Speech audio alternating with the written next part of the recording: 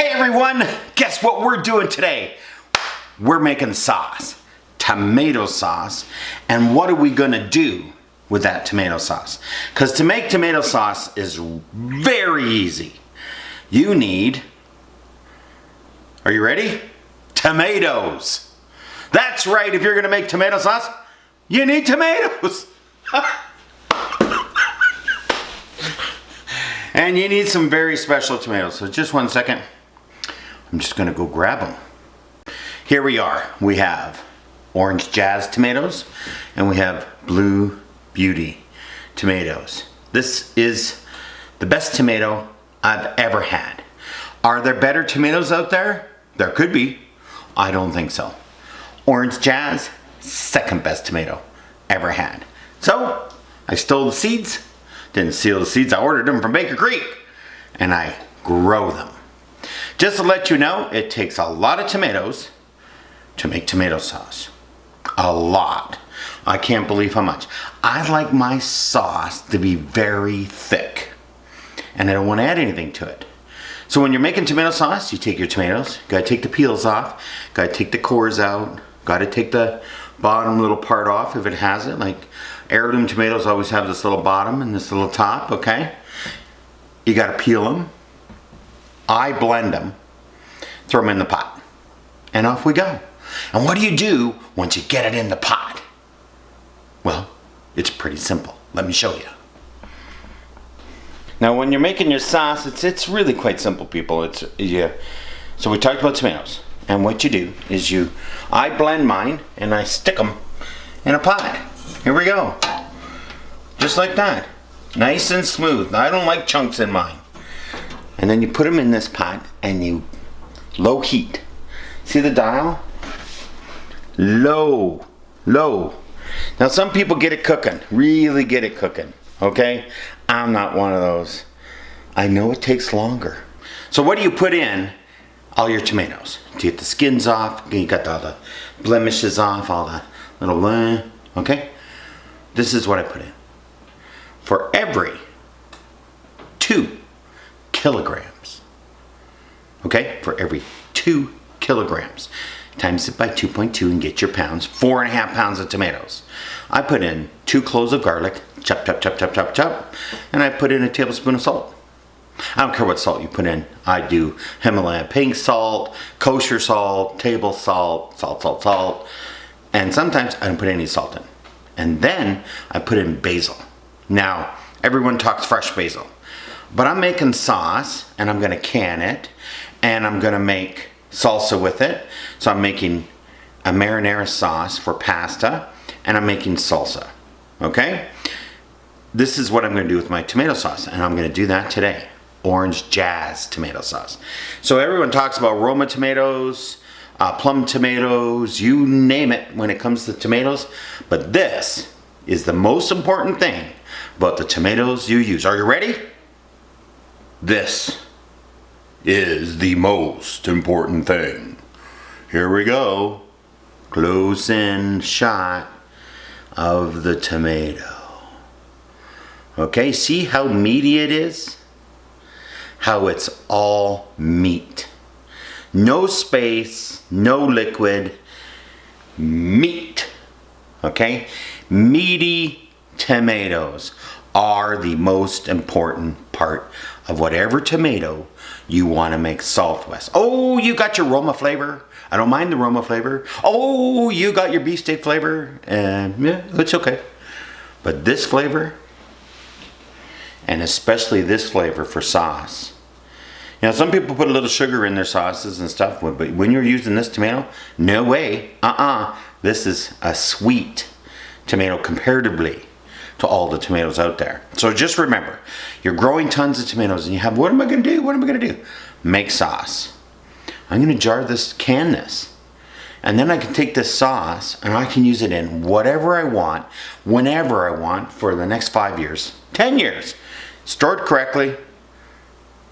Trust me, everyone says, oh no, I got tomato sauce. Oh, one year I made so much, lasted 7 years. But you know, the only reason it lasted that long was we had a year no tomatoes. Last year, no tomatoes. Just enough for sandwiches and stuff and salads. That's it. So, let's get into the nitty gritty. We got to start chopping because we're making sauce, marinara, and salsa.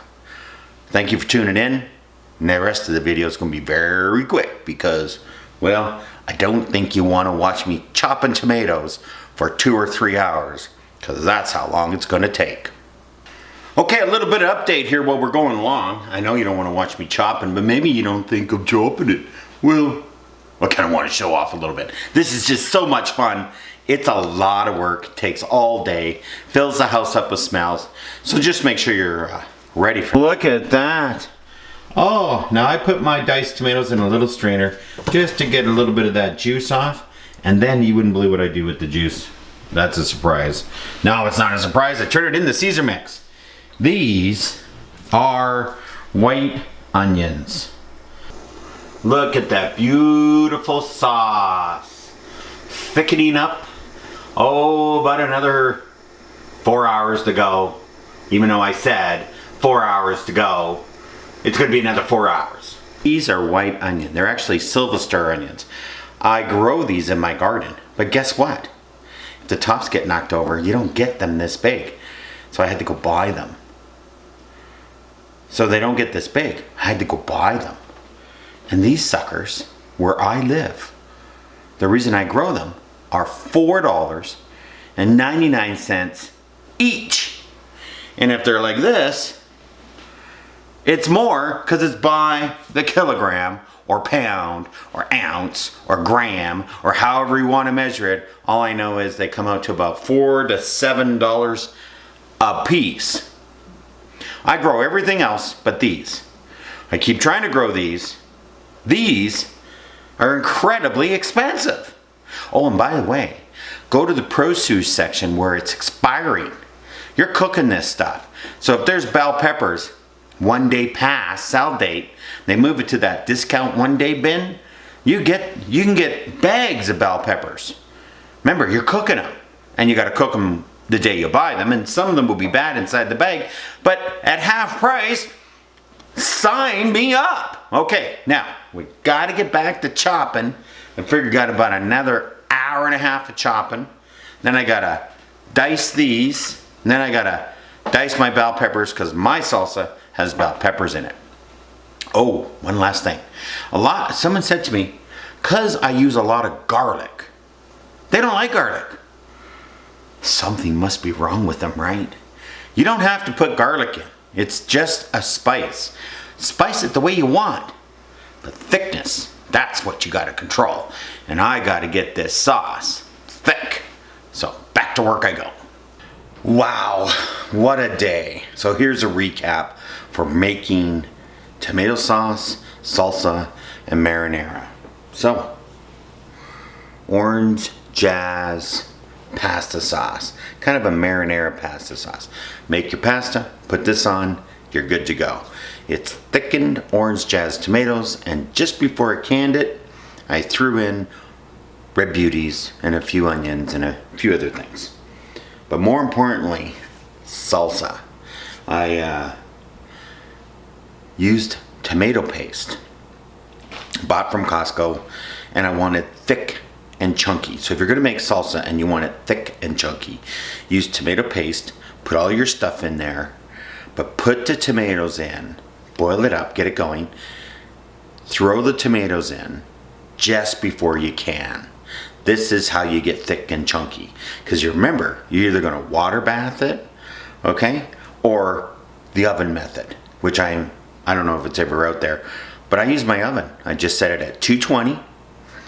Put the jars in there, get them hot. Add the stuff, clean the tops, put your lids on, put it back in the oven. 1 hour, 30 minutes. Pull it out. Seal every time. Always seals. This is time consuming. I do the water bath, it'll only be 25 minutes. So it takes a lot more time, but I'm making another batch while those are in the oven. And that always takes more than an hour and a half, especially if you got to cut up all the tomatoes. So thank you for tuning in to how to make tomato sauce, salsa, marinara.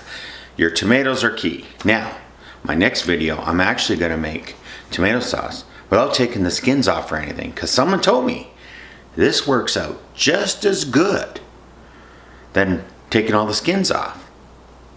So let's give it a try. Have yourself a great week. It's October. Thanksgiving's here in Canada.